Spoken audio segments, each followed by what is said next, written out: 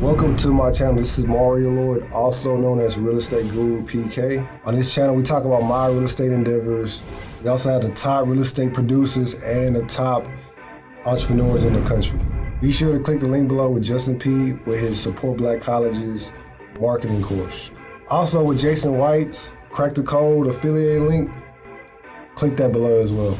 Also to support the channel, Webull, M1 Finance, Chase, Discover, Robinhood, and Public, a stock trading app. We hope you enjoyed this episode. This is Real Estate Guru PK signing out. How you doing with Tyron McDaniel, Houston Vintage Homes on Instagram and TikTok? Yes, sir. Yes, sir. You started real estate in 2000? Yeah, in 2000, bro. As a loan officer, man. Okay. Doing loans. A buddy of mine wanted to own a mortgage company. At the time, I didn't know what a mortgage company was, and he explained to me they provide the financing for people who had a house and wanted to refinance or wanted to buy a house. And I had always wanted to get into real estate, so the epiphany I got was if I could understand or learn the finance side, I could ultimately invest, buy, build, or sell any kind of real estate I wanted. So yeah, that's how I got started, man. And then you got your first rental property in 2005. Actually, no, I probably got my first rental, I think it's probably a little bit earlier than that. I built my first house in 05, 06. But yeah, so I probably got my first rental.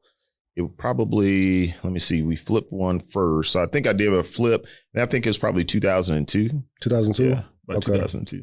So how was your first rental property like? How that situation came about? You know, some of you could appreciate, I paid, so here's the thing. It was a duplex I bought on the north side. You know, I started out buying in the hood off the rip. So I was doing it before it was cool. Yeah. Some of these grades came from. But needless to say, I paid $42,000 for his duplex. We rented out both sides for $450 a month. I held it for 2 years, and then we sold it for just under 70 grand. Because at that time, me and my wife thought we were smart enough to time the market. And we thought, man, this is as high as real estate gonna get here. And he was this the hood. So we sold it to the guy who bought it from California. Probably 6 months ago, that property we sold for $68,000. I just saw it on MLS for 200 or 220, I think. 220? Yeah, so show you how smart I am. Do you regret selling that property or not? Of course, man. Like that thing would have been free and clear, you know, several years ago. We probably would have pulled out a couple of $100,000 over the span of ownership. You know, you can't go broke in real estate by owning property in great appreciating areas long term. You can't go broke. But you can get, the beauty in real estate is you can buy 1 to 2 houses a year in a 5 to 7 year time frame, and then literally become a millionaire and live off the cash flow. You know, I mean, we all love these exciting strategies, flipping, wholesaling, doing all these cool things. But the thing I love most about real estate is a simple business. Buy great assets in areas that have the ability to appreciate it over time, and just hold them. You're currently in Third Ward right now, correct? Well, our company focuses on inner city gentrifying communities. So for people familiar with Houston, we focus inside the 610 loop. So I'm from Fifth Ward. So we have more property in Fifth Ward. We have some projects in Third Ward.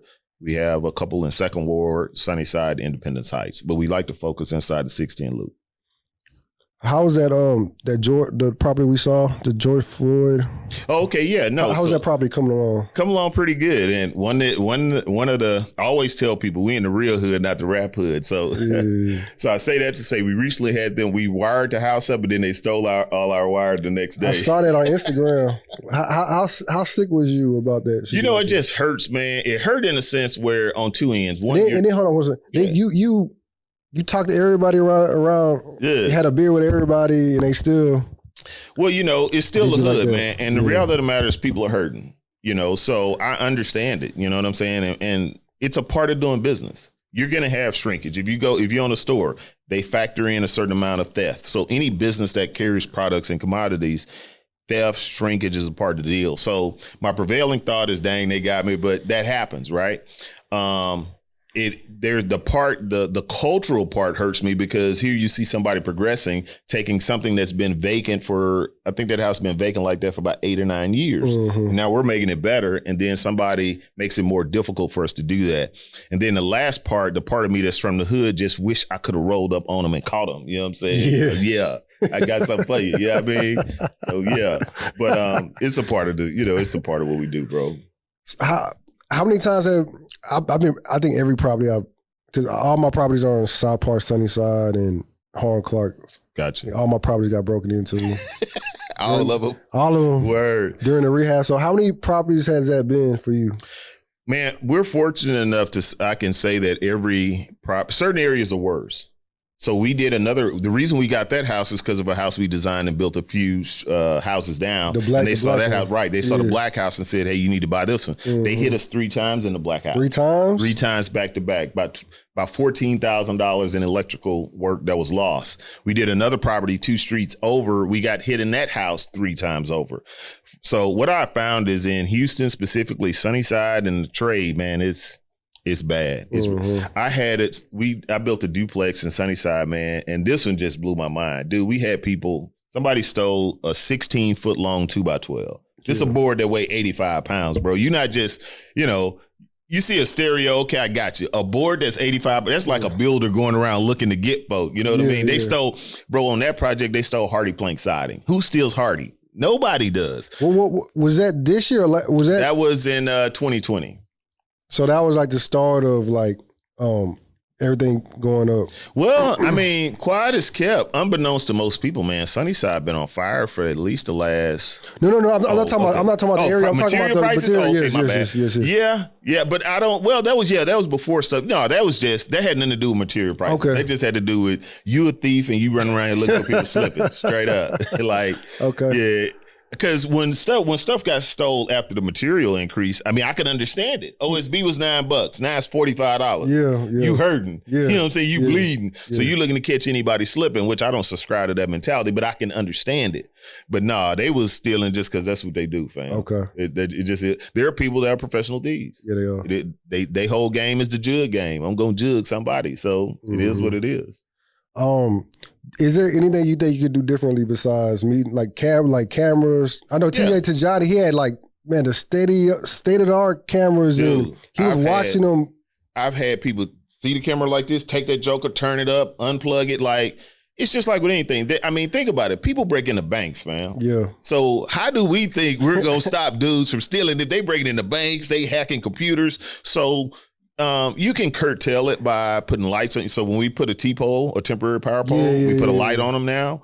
And now I'm designing one that's actually going to have the camera on the power pole, because the biggest issue is you can have power at a property, but you still got to get internet service and then get cameras put up. So we're incorporating some technology. I'm working with some of my electrical people right now, where our T-pole will have full functioning Wi-Fi and recording capabilities and lights, so that, that can further enhance it.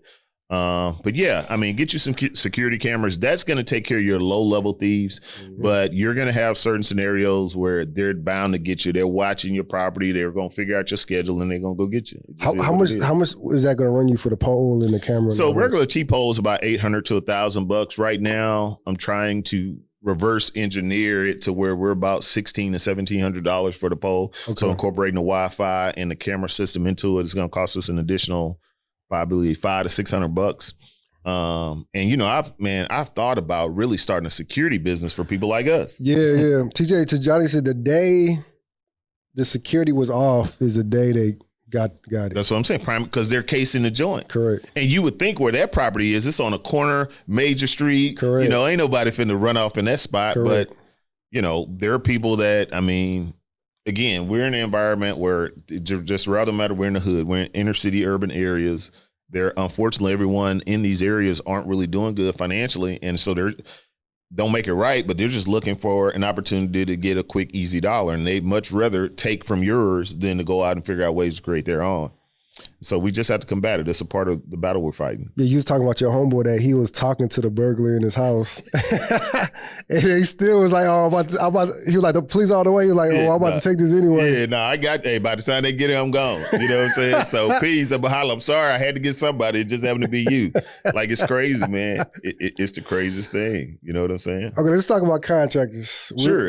We'll talk about it just a little bit before we started. You was talking about your situation with your contractor that takes off once a week. Yeah. So, I have a guy that he does good work, does quality work. And, if he tell me he's going to show up, he's going to show up. But what I also know is in a 5-day work week, generally it's going to be Tuesday, Wednesday, or Thursday. He's not going to show. Now, he's going to be there on Monday. He's going to be there on Friday. But depending on what happened, either Friday's Tuesday, payday? Wednesday, Thursday. Friday's Friday. Yeah. Hey, yeah. So he's going to be there on Friday. But Thursday, from Tuesday to Thursday, we rolling the dice. Okay. And so I generally expect that. And so it's like the way I say, man, you got to pick your battles. Now I have another guy that does the same thing. He's a framer as well. He's probably 35% more in pricing. Okay. And so there are certain projects where our budgets are tighter, you know what I mean? Or the scope of work or maybe the timeline is tighter. So the guy that takes off once a week, I use him on projects where that once a week isn't going to hurt me. And then I have other projects where I can't afford once a week being off. If it's a 6-week project, I lost a whole week of work. So I utilize one of my guys who's as dependable, but he also is consistent. So he's not going to miss a day. Come rain, hell or high water, he's going to be there. And so you really have to have multiple trades. You have to have multiple framers, multiple carpet guys, so that you can change them, as needed. And the other thing is you have to create what I call indirect pressure. All of my trades know they're not the only trade that I have. And there are times I'll take them and show them the other trades work and what we're doing on other projects, just so they know that if you trip out, I got somebody that can come in behind you. So it creates an indirect pressure for them. And then the other thing I think a lot of people don't quite get when they hire people to do work for them is they mentally process it as you work for me, not with me. And that's a distinct difference in how you treat them. Because see, if you think they work for you, you treat them a certain way. If you think they work with you, now you understand their value to your business, just like they understand your value. It's vice versa. Both people understand what they bring to the table, and so it just creates an environment that I found for me that helps me retain trades and get better results. It's not perfect. I still have to fire guys and add in new guys as well. But I have guys that I get one of my main carpenters that I have had with me for 5 or 6 years came from Craigslist. Some of another group of guys that I have that have been with me for probably 3 years now. I picked them up. I met them in the parking lot of Home Depot. So it doesn't really matter where you find the person. It's what you found and how you treat them and how they treat you. And so it's been effective for me. You talked about your relationships with your contractors. That's why you're there every day? Well, I'm there every day because this is what I love to do. Like, I love being on site. I could have a much larger business if I spent more time in the office meeting with, private lenders and investors and doing things of that nature. But when I created my company, Houston Vintage Homes, I've had other businesses that were big and had a lot of people and a lot of this, that, and the third. And even now we're being forced to grow how we operate now. But I genuinely love being in the house, on site. I like helping my guys. You know what I'm saying? So it's fun to me. I don't do what I do because of money. I do it because I love it. You know what I mean? So for me, I want to be on site. I want to get dirty. I want to have to wear jeans. I know my kick's going to get messed up. You know what I mean? But Easy motto, T-shirt and Levi's my own disguise. That's what I want to wake up to. I used to wear a suit and be in the office and this, that, and I did that before. That was fun when I did it. But, at this stage of my life, I'm not, I genuinely, to me, it's about lifestyle. How do you want to live your life on a daily basis? And years ago, when I was much younger, I wrote down what the ideal day looked like for me. I wrote down what time I'd wake up, what I do when I wake up, the types of interactions and things I do. And it mirrors the life that I live today. So I'm here by appointment because I created this in my mind and then I worked to manifest it. So I love being on site. It's what I enjoy to do. You was talking about how you was buying their food and buying beer, and then you started buying you was buying it, and you was getting the food better than what else. Yeah, for sure. Hey, this came, quite. So what I'm about to say, I don't recommend you necessarily do this. I call it chicken. Some of us eat skin, some eat only the meat, some clean the bone off. So treat this like a piece of chicken. Take from it what you will, throw the rest away. But when it comes to like buying my guys lunch and stuff like that, to me, I genuinely feel like I work with them, they don't work for me. So, if me and you working somewhere and maybe, I knew this tight burger place. I'm gonna bring you. I'm gonna say, hey, try one of these, yo. Let me know what you think about this one here. And that's the same thing I do to my guys. So, you know, I used to drive truck.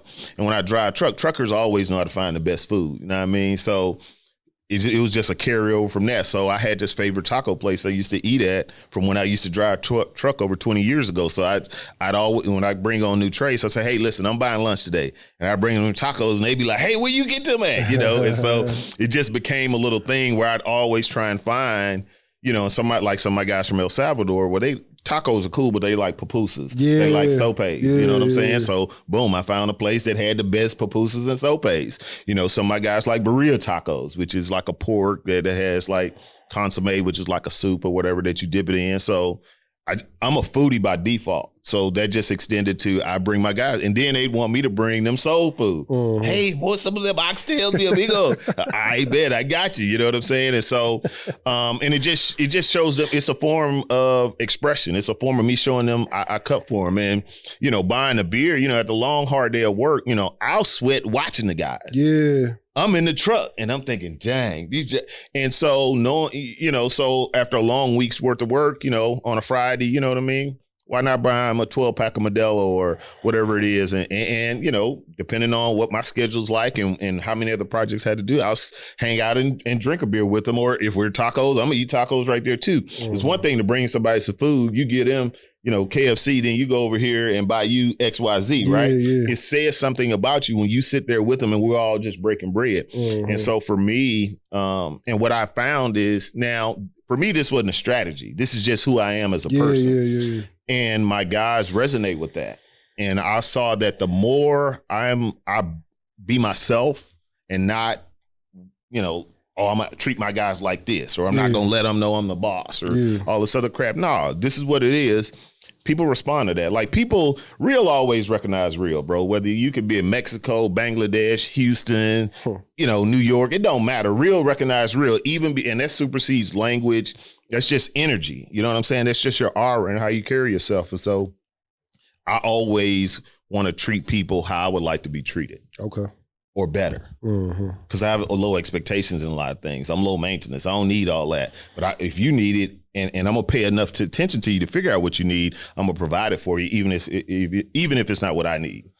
Do you get ridiculed for being in the trenches or on the houses with them from like your peers or like other people? Well, it's like people be taking shots about, because I'm there every day with them, and I'm cleaning and I'm demoing and I'm just speeding up the process and and then I paint sometimes. Okay, cool. But they're rental properties. I tried to paint. Okay. Mine was whack, dog. Like I bought the machine. I bought the $high machine because it looked fun when you see it. You know what I'm saying? Yeah. Man, I'm shooting too much paint, not enough paint. You know, it looked horrible. But needless to say, if I do get ridiculed, there's certain stuff I don't pay attention to. Okay. And I don't listen to people who I wouldn't want to trade places with. Oh, I feel that. You feel me? So you could, if I don't want your life or lifestyle, it doesn't matter what you say about the kid. It's not going to even register to me. So there may be some people say, oh, T crazy, man. I would never do that. Right. But I'd never do what you do. You work 60 hours a week for somebody you hate. You know what I'm saying? So nah, man, I'm real self-aware, bro. And what I mean by that is one day I figured out what motivated me and what drove me. And once I figured that out, it gave me blinders to everybody else. So I don't care what you over there doing. That's good. Bet you and your family love you. Y'all cool. Bet. Holla at you. I'm good. I'm right here. Okay. I used to get ridiculed for buying in Fifth Ward and Third Ward. Man, you crazy, T. Now I look like a genius because people that know me know I've been buying in these way before Rick Ross made Buy Back the Block. I was in the hood. Yeah. Way, but when there were no lenders that would lend, they said, oh, you in 77020? Nah, we ain't doing it. 004? Nah. 051? Nah, we won't lend over there. Now go to 009, we got you. Yeah. You know, so 09 is like in Heights, right? Yeah, exactly. $1. You know what I'm saying? I wholesaled a couple. That's why I know wholesaled a couple of. Yeah. So, you know, that was some ridicule, but again, that was from people who, and I'm not anti-job. I'm pro whatever I'm pro you doing whatever you want to do, because I'm gonna do what I want to do. So I'm not anti-job or anti-anything, but you know, I'm all about controlling my own destiny and doing what I feel like I'm called to do or driven to do. And so if it don't resonate with you, that's okay, because you're not called to do what I'm doing. You know what I mean?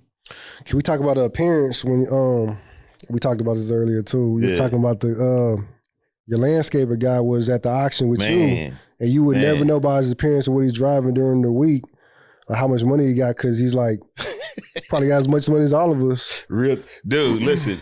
Literally, I would always think his van was gonna break down in front of our house. Like I'm not lying, bro. His trailer, bro. I'd always ask myself, I say, Ishmael, man, you ain't scared this trailer gonna fall apart? Like literally, it was just cobbled together, and I'll never forget. You think he's doing that on purpose, or you? Or what do you think? You know, because like real quick before you. Sure. I dress really down when I pick up my money from my tenants. Word. I do that on purpose because I want them to think that I don't have $1. Right. So they'll take it to property. Nah, for sure. Mario don't have it. Yeah, exactly. It is it is purposeful, because he could have easily, his van, he could easily bought a van worth $5,000 for $2,000 at the auction and replaced it. Trailer, $1,500 trailer. You know what I mean? But the reality of the matter is there will be certain clients that would want to pay him less if they knew how successful he was. Oh. You see what I'm saying? They would negotiate harder on the pricing. Now, a person like me, it wouldn't matter to me, but there are people that would, make it more difficult for him to earn a fair wage just because they know, okay, you're making more importing cars than you are doing landscaping. Well, why I'm finna, you see what I'm saying? So it is strategic. And another thing, it's kind of psychological in that truly, again, one of the things I found in my life, a lot of us are naturally drawn to what I call lifestyle marketing, or where we can see a person's lifestyle based on how they look when we're around them. But the largest majority of people really aren't flashy, and they really don't. Most of us, you know how conscious we are when like if we had to submit an application, we won't do business with someone we know because we don't want them to know our business. But yet and still, we're aware as much of what we want to market or display to people. And what you find successful and wealthy people do is they don't tend to wear their wealth. They want to control, acquire it, and have it. They don't necessarily want to wear it. You know what I mean? So I have a buddy of mine that's multimillionaire, and his biggest splurge is he probably buy a rare Air Max, once or twice a year. That's his biggest splurge. Now, if you go follow him home, he live in a spread, but you see him in his whip, he's in a Honda. You know what I'm saying? You see how he dress on a day-to-day basis. He don't even wear the dope Nikes he buy. You know what I'm saying? I don't know where he wear them. He probably in a closet somewhere. You know what I mean? In a warehouse. Yeah. So yeah, most wealthy people, you're not gonna really be able to tell by the watch they got on or the clothes they wear, generally speaking. You know what I mean? Oh, you talking about the guy with that pen, that $2,000 pen? Yeah. One of my private lenders, like you see him, he's going to have on some Docker chinos, a little basic plaid shirt. And most people, he's going to fly under the radar under most people, but you're not peeping context clues. And in this case, this guy generally carries a pen, a Mont Blanc, that's like a $2,000 pen. Like I know I spend, $5. Now, I got some pretty cool pens myself because I had a mentor that exposed me to them. But generally speaking, I'm going to have a big, or just if it writes smooth, hey, I'm going to swipe it, title company pen. But yeah, if you're looking at this guy, you never know that this guy got 20 million liquid. You know what I'm saying? Because he's going to fly under the radar. But there's just little subtle context clues that if you pay attention, you'll start to recognize that certain people don't necessarily wear their wealth. It's not flamboyant. It may be real, real subtle. Let's talk about the houses you buy. Sure. Houses, 9 out of 10 times, they're falling apart. Right. As long as there's like a couple of walls so you don't have to get all the permits. Let's talk about like how strategic you are in doing that. Sure. And then also when you talked about being like in the city and being cool with everybody so that, when you is trying to get the permits, like they're like, oh, that's so-and-so. So the first part of why I started to focus on the hood is because I used to buy anywhere there was a deal, right? Correct. And then, well, here, let me make it tangible. So, when I built my first house, we bought a lot in the Heights. We bought several, but we were paying $50,000 per lot. At that same time. What year was this? This was 05. This was 06, 05 and 06. Wow. So it was before the recession. Oh, yeah. This was before the Heights was gentrified. Okay. Know what I mean? So this is when the Heights was still the barrio. Did you see that coming? Yeah, I did. Okay. And because there are subtle clues, and we can talk about that here in a second. So remind me to talk about what things I look for. So I paid $50,000 for a lot in the Heights that was like 2,000 square feet. But at the same time, towards the middle of 2006, I paid $7,000 for a lot in Fifth Ward that was 50 by 100. Mm-hmm.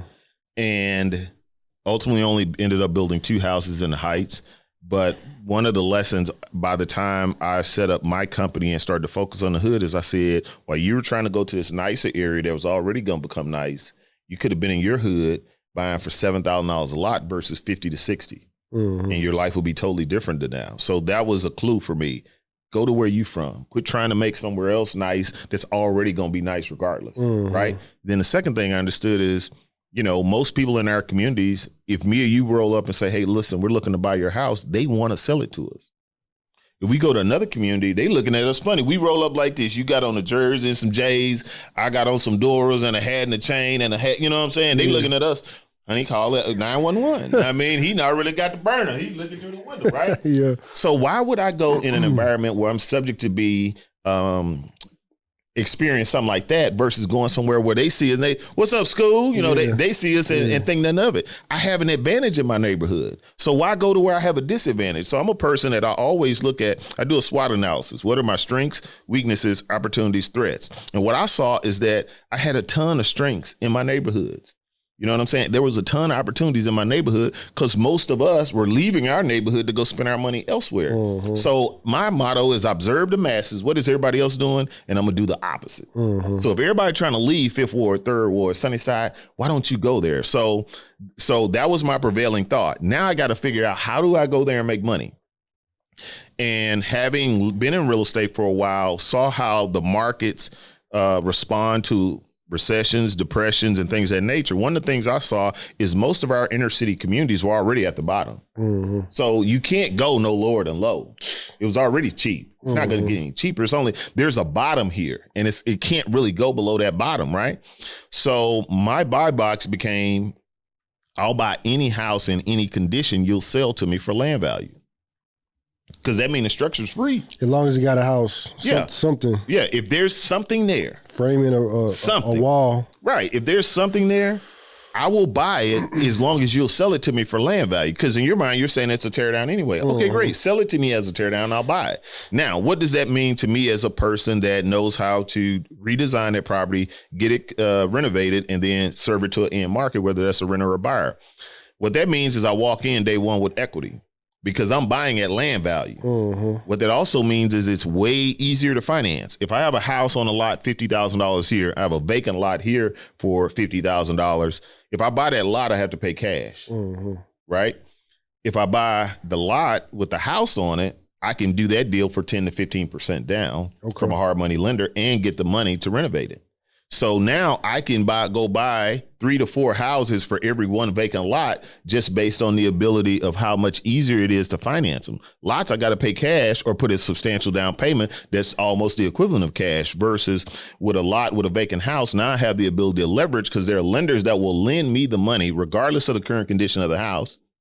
And they'll do so with me only requiring a 10 to 15% down payment. So now I had this idea. I want to invest in the hood. Then I came up with this particular strategy. And now it was just a matter of doing it enough times to where I got good at the design and the execution process. So that was how I built what I call my buy box. Okay. And the reason why, going to another point that we kind of put a pin on, why did I recognize the Heights was going to grow? So years ago, I was on the board of directors of an organization that wanted to do some inner city development and construction. And so we just started. And so this kind of synergistically happened. I didn't know that I was going to learn this, but I learned that as a byproduct of servicing and volunteering. And they introduced me to this documentary at the time that was released called Exodus from Suburbia. Mm-hmm. And what it talked about is how there are 2 trends that are happening within most major cities. You have people that aren't from those cities that move into those cities, and they move into the urban core because they want to be as close to the urban areas as possible, urban being downtown, the nucleus of the city.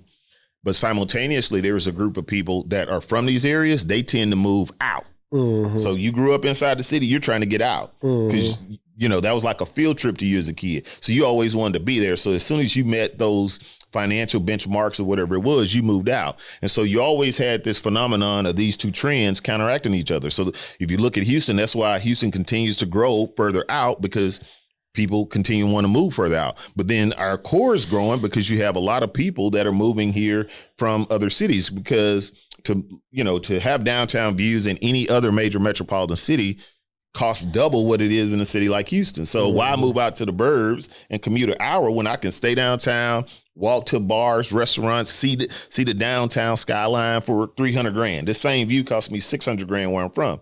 So that just made sense to me. And as I was watching the city grow, I saw those two things, because I'd lived inside the city. As soon as my dad got some bread, he moved us out to the burbs, but my mom still stayed in the hood. So I saw that growing up as a kid. And so I was like, okay, you know what? Inner city Houston has to grow and get developed and get more dense, because when I in high school, Houston was a much smaller city. And back then Houston started to grow 10 to 15% a year. Well, back then we had like 1.5 million people. You had 150, 160,000 people a year. You quickly start to grow. So, and as that growth started to come, I started to see these trends live out. And so that's what made me start to focus on the inner city. And that's what helped me kind of understand why the inner cities would blow up, just because they had to by default of population patterns and how people live. Do you feel some type of way people not from Fifth Ward coming and buying the Fifth Ward? No. See, listen, my motto, man, is own something more than opinion. You got an opinion about what another dude or a woman or a group of people are doing with their own money in an area that you have an affinity for, but none of your money is invested in that area. It's invested in a whip, in a chain, in clothes, and everything else that doesn't produce a return. If you were taking that same money and investing, you'd be happy they're coming, because they're enhancing your investment. So people don't think that way though. No, they don't. So that's why we can't. People say, I've had conversations with people and they say, well, you're helping gentrification. I say, well, first of all, gentrification isn't bad in my book. You know what I mean? It was Shakespeare that said nothing is neither good or bad, but your thinking that makes it so. So you mean to tell me I'm bad because I buy a house that's been vacant for 10 years and I make it nice, and then I rent it out or I sell it? Now, if you understood how cities work, you say we should have more cops, more protection, sidewalks, lights, the schools should be better. But you don't connect the fact that when I renovate that house, I take a house that's probably paying $600 to the city, and now it's paying $1,700 to the city. So I've tripled or doubled the amount of revenue that property generates to the city, which now the city has money to allocate towards making the area nicer. See, we have these ideas in our head, but we don't understand how they don't really make sense. We don't understand the connection and how it's relevant. So in order for our communities to be nicer, we got to gentrify it.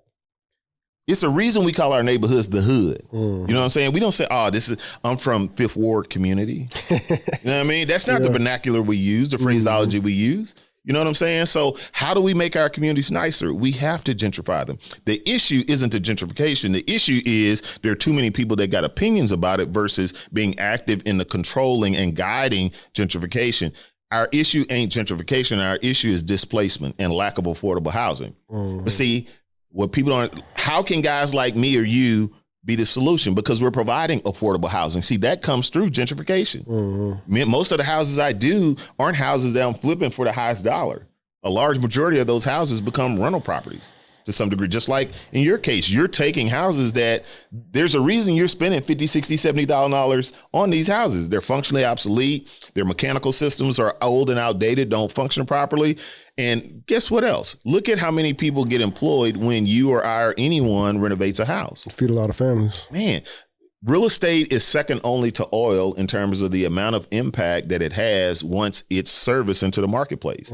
Everything requires oil. So that's why it's number one. The next thing is real estate. Like between all the people that work at all our service providers, whether it's a large big box retailer, little small retailers that we deal with, all of the trades, all the specialized materials that we're buying, whether that's the HVAC system, the electrical, the plumbing, the roofing, the foundation. Like there are a litany of people that eat when you or I eat, which is another issue when it comes to gentrification, because enough of us aren't going into the trade so that we can help build our communities. Like think about the last time somebody told you they're going to be an electrician or a plumber or HVAC guy.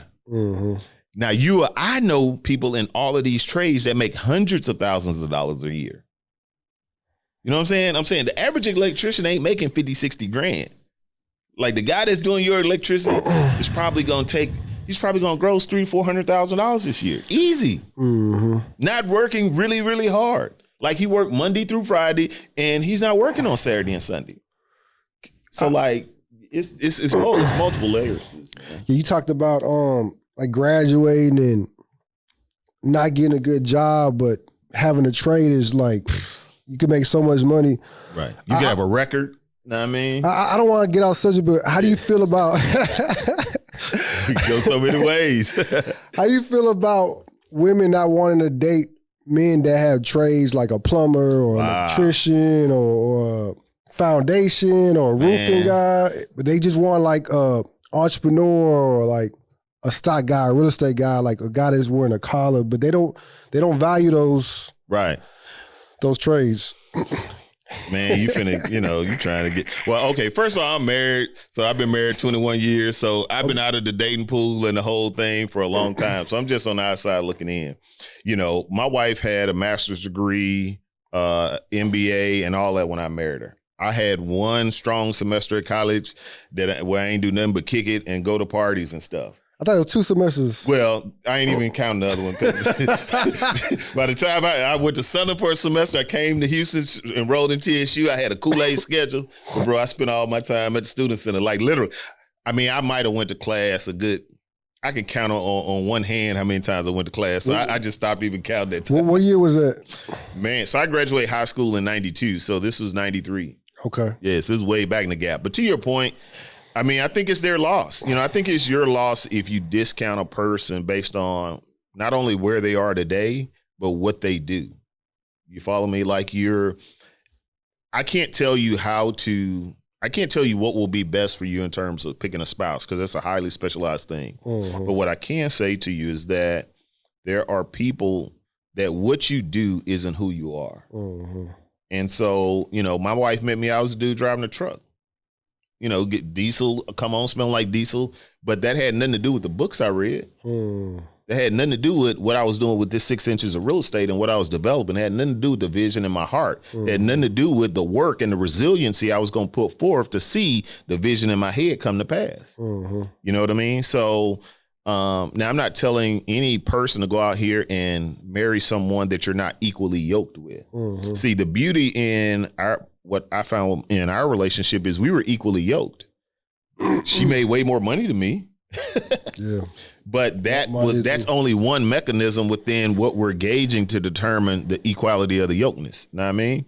So what I would say is don't eliminate a person just based on one component of who they are, their personality type. You got to look at the total being and then look at, do you guys synergize together? Mm-hmm. What I heard somebody say this, they didn't say it in this way, but another married buddy of mine that's been married several years, he says a large mistake many single people make today is the stuff that they consider major linchpins for who they're going to go into a relationship with. The average tenured married person doesn't even pay attention to that. It's a speed bump. But here it is. It's something that you're hanging your hat on. Oh, my husband has to be a this, or my wife has to be a this. I had a buddy that was unfortunately this particular marriage didn't last. And one of the main things, now he had a wife that was way more successful, earned a multiple of income him, but his requirement, because of something that he grew up with, was that she has to come home and cook. Dude, like she worked 14, 16 hours. And she made more money than you. Right. So like you have to acquiesce that. But that was such a major, now there were no other major issues. He loved how she looked. That was reciprocal. Everything else was great. But because you couldn't live like your daddy, because you saw your dad, right, that became a major issue. So you turned a crumb into a brick and it ended up killing the relationship. Mm-hmm. And I think that's what a lot of us do. We take something that's, y'all make enough bread. Y'all could have had, the kind of bread they had, they can have a cook. Have somebody deliver the food. Like you ain't even got to buy that. Have it cool for her. But it became an issue for her because she's saying, you see how hard I work? Like I went to school for 12 years to be able to do this. She don't feel like it. Yeah. Like physically, this person was a doctor, like a serious emergency room doctor. They're not coming home and cooking, bro. Did he know that before they got married? Of course. Yeah. That was why he attracted. Oh, I got me a doctor. You know what I'm saying? So, sometimes we have things that we believe are major issues or reasons, and in the bigger scheme of things, it ain't that major, boss. Okay. Let's talk about... Get back on real estate. Yeah, let's get back on real estate. I'm making enemies out here. Let's talk about Avatar. Can you explain that, Avatar? Wow. So your avatar really is who is your target customer. Mm-hmm. And, really understanding, like in this context, we're talking about houses. So how do these people live? You know what I mean? Like there's certain houses, I don't do very many 5-bedroom houses, 4-bedroom houses, because my avatar is predominantly a single person or a couple. And if they have a kid, it's a newborn. Mm-hmm. You know what I mean? In one sector of our business, on the sales side, on our properties that we retain that are rentals, our avatar changes now. So now it's either a single person or a couple, and they have multiple children. They have on average 2 to 3. So being crystal clear on exactly who you're serving and understanding their needs, how are they going to utilize the product? That's what an avatar is. And so your avatar is someone where pretty in certain ways, how they live, the composition of their family, roughly what they earn, like you understand who they are as a demographic. Once you understand it, now you can service them properly. You can design with them in mind. You know what I'm saying? I remember somebody said to me, we were having a design conversation. They said, well, are you just going to make my house? You going to make it a Tyron house? I said, wrong. I don't design for me. Yeah. I might like what I design, but it's not for me. There's stuff I do that's tight, but I don't like it. But I do it because it's tight and other people like it. Mm-hmm. You see what I'm saying? So it's not about what I like. And a lot of investors make that mistake. They'll over rehab a house because this is my house. No, it ain't. You just own it. It's not your house. It's the tenant's house, as long as they're under that lease, or it's who you're going to sell it to. It's their house. You're just a service provider. Mm-hmm. You know what I mean? So it's just like the guy that sells Hyundais. Well, he probably got a Benz in the parking lot. Mm-hmm. He sell Hyundais because that's what you can afford. He can afford something different. Mm-hmm. So it's understanding those nuances. And when you understand it, now you can design for the market that you're serving versus designing something for yourself. And then you got to live with the lack of return on investment you get or don't get because you design something for yourself, but you're not living in it. You put somebody else in it, and now they're not willing to pay what you want them to pay because it doesn't serve their needs. And they'll probably leave and come to my property or yours because they found somebody that created a product that actually serves their needs. I say it like this. A lot of times we focus on what's right and what's wrong. Mm-hmm. It's not about right and wrong. It's about what's exact. Mm-hmm. What's exact for, so you're not wrong because you over renovate. I'm not right because I don't over renovate. It's about being exact to the marketplace you're serving. Can we talk about how much of an impact when you took drafting in middle school, how much of an impact did that have on your whole houses and how you look at them and everything? What I think what it did is it just planted the seed that over time got fostered and watered by other things. That's what it did. It just planted the seed. Life is kind of what we call serendipitous in the sense that as you kind of go through life or matriculate or live, there are these different events that as they're happening, you don't see how it connects to anything.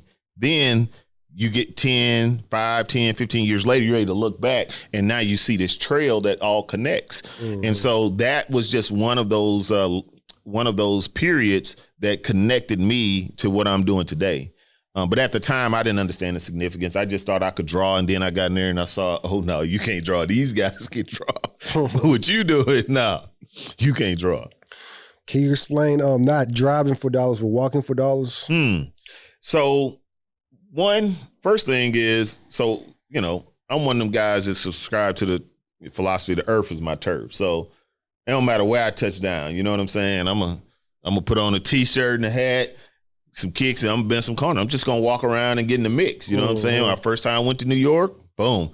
I stayed in Bedford-Stuyvesant because why? Because that's where Biggie Smalls was from. I'm a Biggie fan. Yeah. So I want to walk the same block he was on. Last time we went to New York, I took my son to Marcy Projects. We like Jay-Z. Yeah. Let's go walk these. And we hopped the train, walked through the Hasidic Jew portion, went to where Marcy Projects was, and so on and so forth. To me, the reason why I walk for dollars, bringing that back to what I do in business and how it relates, is that's how you meet your neighbors.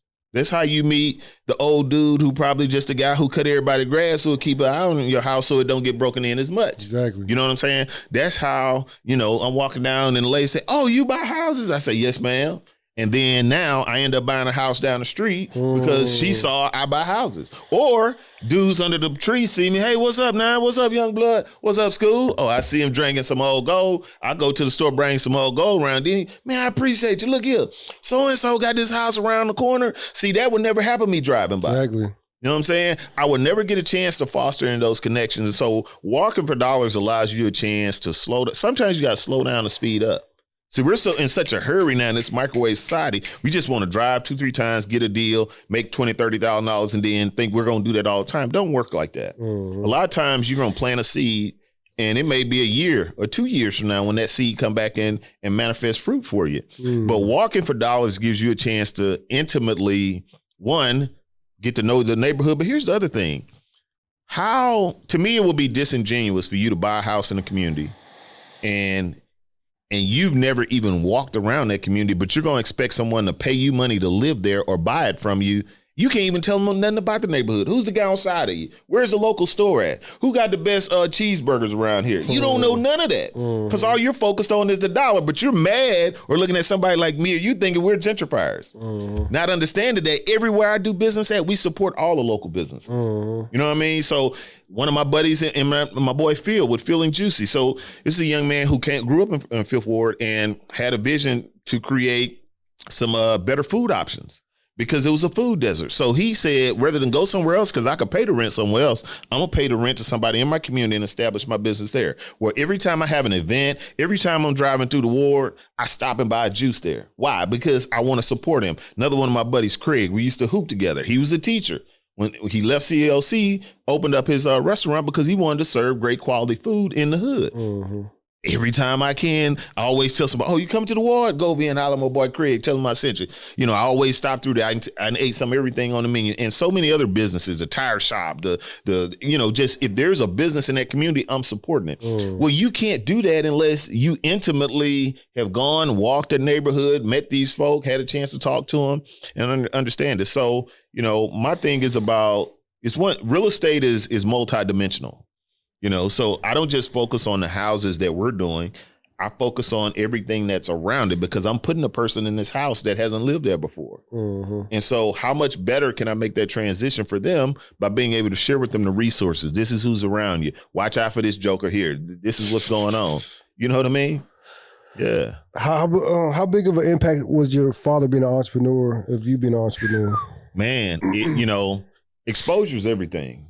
What you expose yourself to, your kids to, is huge. And seeing him as an entrepreneur, that's part of why I wasn't, and this could come off as an excuse, which it is to a certain degree, but it's part of why I never really took going to college serious, because I was like, I'm going to be like the old man. That joker, he dropped out of school, you know what I mean? But I'm going to be a businessman like him. So you wasn't did they require you to graduate from high school? I was gonna do that regardless. Okay. Yeah, I was going. Yeah, what else I'm gonna do? You know what I'm saying? There was nothing else going on in high school that enamored me enough to want to not and just like many people that are watching this, I really grew up in the hood. And what I mean by that is I got homeboys that are not here today because they lost their life to the streets. I got homeboys that's doing life.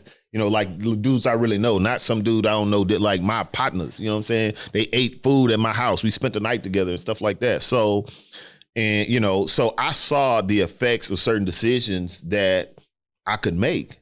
And as a child, I was always self-aware enough to know there were times that my buddies, some guys I grew up with, they say, okay, we finna do this. Well, it's 8:30.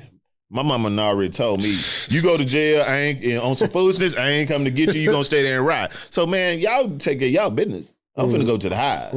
So many times I was the homeboy that was the square that would go home early because, I already knew my mama ain't coming to get me if I go to jail. Now your mama might come. My mama ain't coming, real talk. She already told me what it is. And so so there were times that, I made the decision to go home. And then the next day I hear, oh man, so-and-so caught a case last night. Oh man. And I would have been in the car with him. You know what I mean? So I grew up in that kind of environment. So for me, I just wanted to You know, I knew I wasn't going to go to college and get a big degree. And there were opportunities when I was at Southern that would have allowed me to have free tuition and board, which would have been enough for me to stay there. And I can honestly tell you, I wish I would have got the degree, because there are some other things I would have learned that I weren't privy to that would have enhanced my life. People you'd have met. People I would have met, relationships I could have fostered. So I'm not one of them people that believe that, well, you know, no. Like, just because I did something a certain way don't mean it was the best. I just made the best out of what the circumstances that I put myself in. But there was a provision made where I could have stayed there. But I chose to come back to the crib, because when I went to college, see, I did co-op in high school. So I was already, you know, from the hood. So I bought me a Cadillac, you know what I mean? So I pulled up, you know, I'm doing good. I stayed dipped, you know. So for me, going to college, I had to be broke. You know what I'm saying? Because I ain't had no dough. I wasn't working.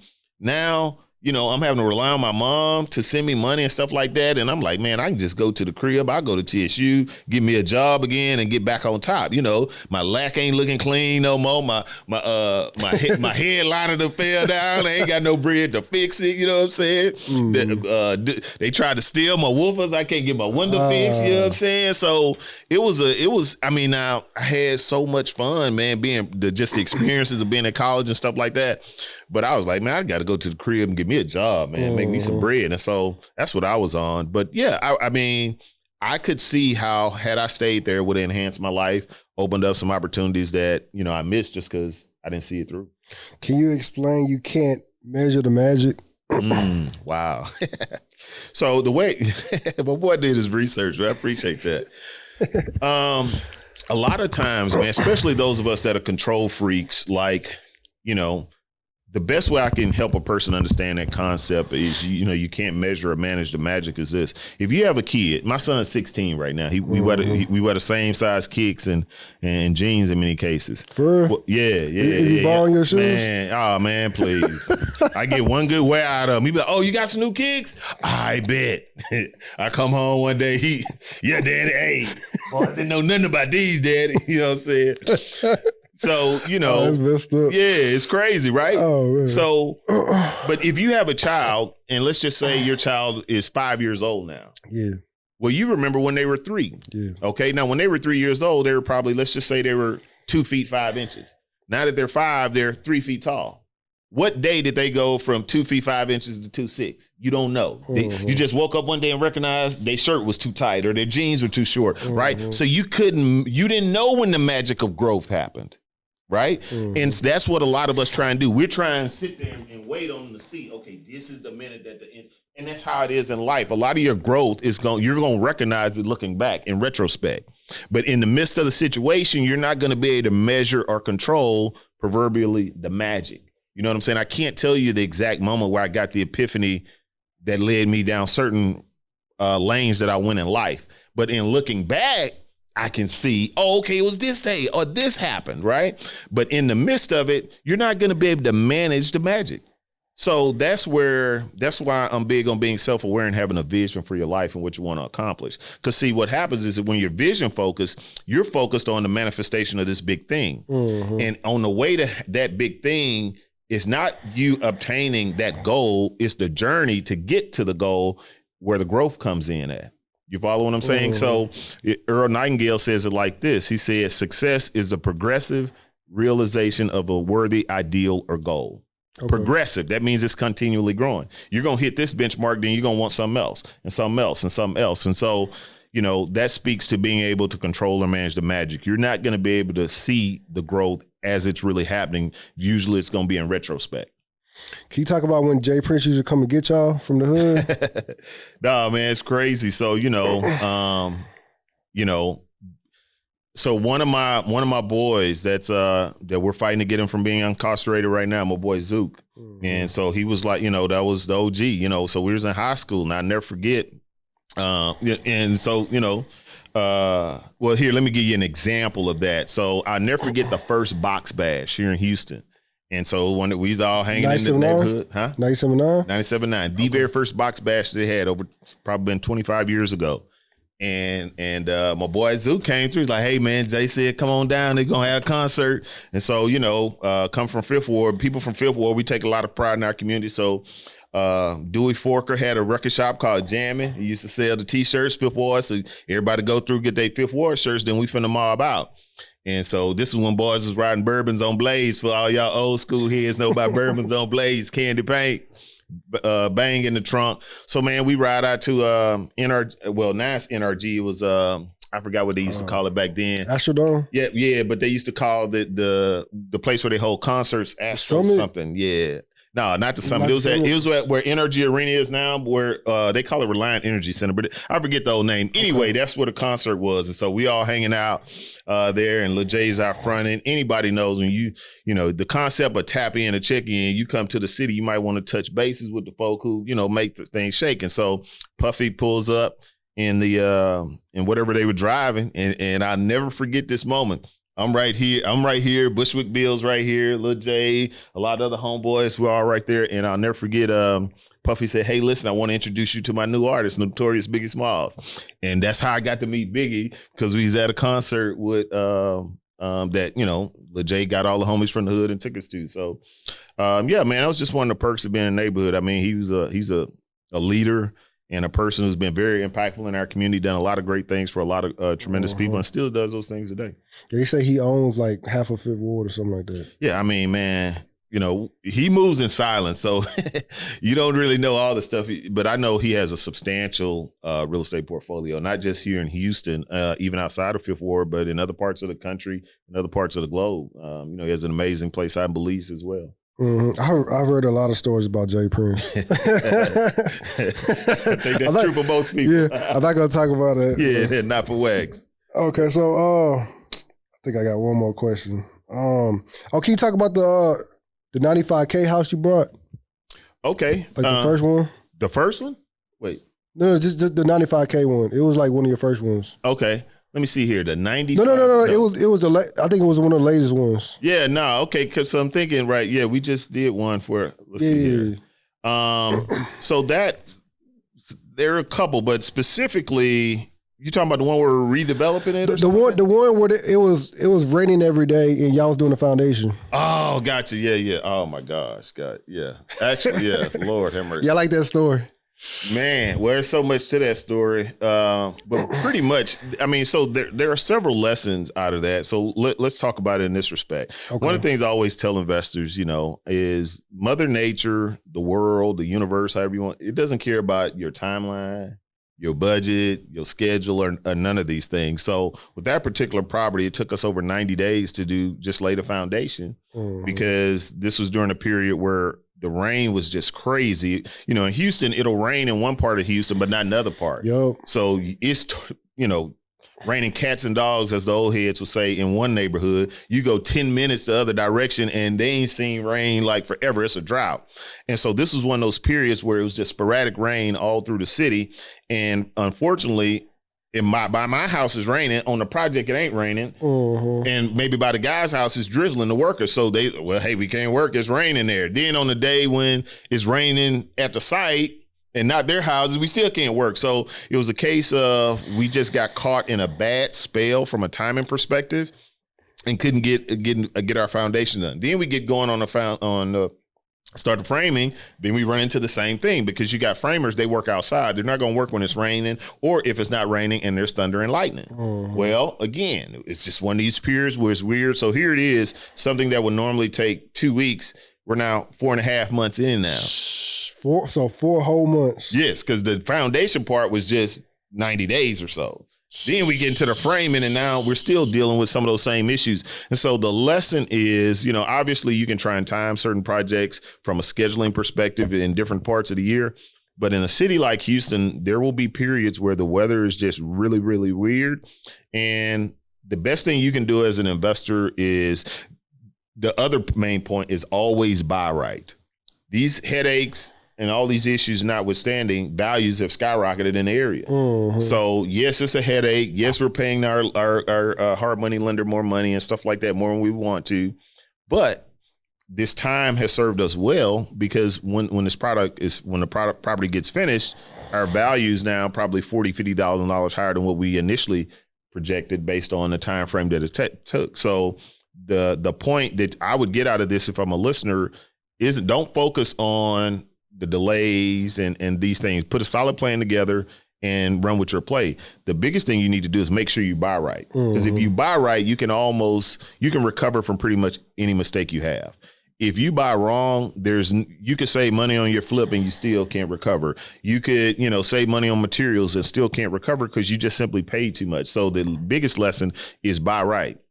Then people say, well, how do you know to buy right?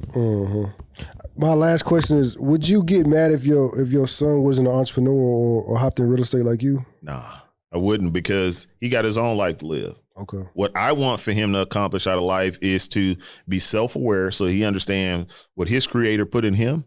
He takes every lesson that we've learned and then he filters that through what his goals and objectives in life are. Okay. Now, I think we made a pretty strong case for why he will be an entrepreneur, because there's certain things that he's experienced in his life that he couldn't have experienced if we had 9 to 5s. You know what I'm saying? So you can create an environment to influence them, right?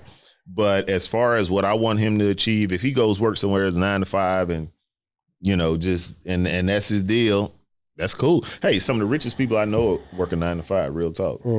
Like real talk. So just because you're an entrepreneur don't mean, it doesn't guarantee you anything, really. I do like an either or, like you just got to pick one. I'm going to do that and then we're done. That's cool? Cool. Okay. Thanks for having me on, man. I know we tried to get this together once before. So man, you real busy. Yeah, that's cool. So it is what it is. I just know I like really wanted to get you on. Yeah, I'm glad to be a part, man, and contribute. Appreciate you. Rental property or Airbnb? Right now, I'd say Airbnb. Airbnb? Why you chose that? Outsized returns. You can rent a house and bring in $400 a month. And you could go Airbnb and optimize it, and that same house is now bringing you $3,000 a month. Like, how much you think that George Floyd is going on? That house. So that's a house. To give a little bit of background and context. So that's a house we paid $95,000 for. It's getting about 70 in renovations. So we're in it for $160. If we were to rent that place out just normally, we would probably make about $350 to $400 a month on rental income. Because it's going to be a highly curated space. So he referenced George Floyd. There's going to be some, this house is down the street from where he grew up. And so we're going to just put some historical and contextual things in there that speaks to his impact in his life and some of the positive things that have happened as a result of his living and ultimately what transpired. But I think that honestly, man, that place will probably do conservatively about $2,000 a month. $2,000 a month? $2,000 versus $400. Wow. Yes, sir. Congratulations. Thank you. Biggie or Jay-Z? Jay-Z. Jay-Z, okay. Tour or Airbnb? Airbnb for sure. Airbnb. Money or equity? Equity. The real answer is yes. But for the sake of this, equity. 2 million followers or a rental property? Rental property. All day? Well, yeah. 2 million followers, that's either or. It's cool because the 2 million followers, I'll get a rental and rentals and a whole bunch of stuff from the 2 million. I was just talking about you the other day. You was talking about that somebody sold you a property on Instagram. Oh, for sure. Yeah, and I was just telling them the value of social media. Right. Yeah. Nah, and really the answer is the 2 million because see, we're all in the people business. Mm-hmm. You know what I'm saying? The real estate is just how we monetize the relationship. Really, we're in the people business. You're real active on TikTok and Instagram. How important is that for you? So really the real reason why I'm on TikTok is because I have a 16-year-old. You know what I mean? Okay. So I need to see what he's enjoying. See, my son reads what I read. But you got a lot of followers on TikTok though. That's just but that's just me being me. Mm-hmm. The reason why I have followers because people look for leaders. Exactly. You know what I mean? So if you are a leader, you would genuinely have followers. Mm-hmm. Now there are leaders that don't have followers because they're not on socials or they're not sharing the stuff that makes them a leader. Mm-hmm. You feel me? But if you are a genuine leader and you start to share parts of your life that exemplify your leadership, you're going to naturally attract the followers because there are people naturally going to be resonating with what you're going to do. One more thing. Why do you post your losses? Like I saw that video you posted where you it was like the oh no when they stole all your stuff. Why do you post your losses? Cause man, I just can see to me because people, we're in a society where everybody's posting their wins. Yeah, nah.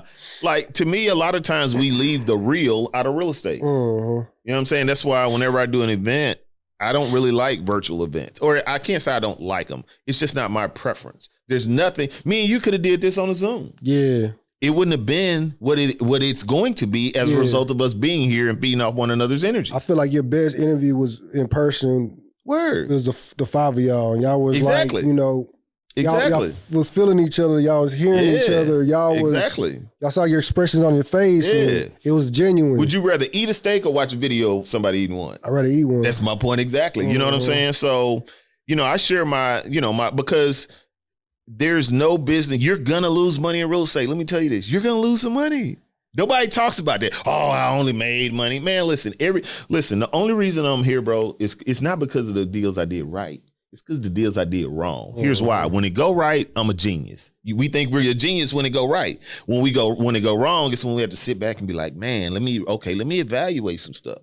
You know what I'm saying? And I would be disingenuous if I robbed you of the lessons that helped me be who I am today. I'm not here because I got it all right. I'm here because I'm only here because I figured out all the ways it won't work, which by default gave me the ways it did work. When it came to my buying strategy, I figured out, I told you I was out over here buying for $50,000 when I could have been over here buying for $70,000.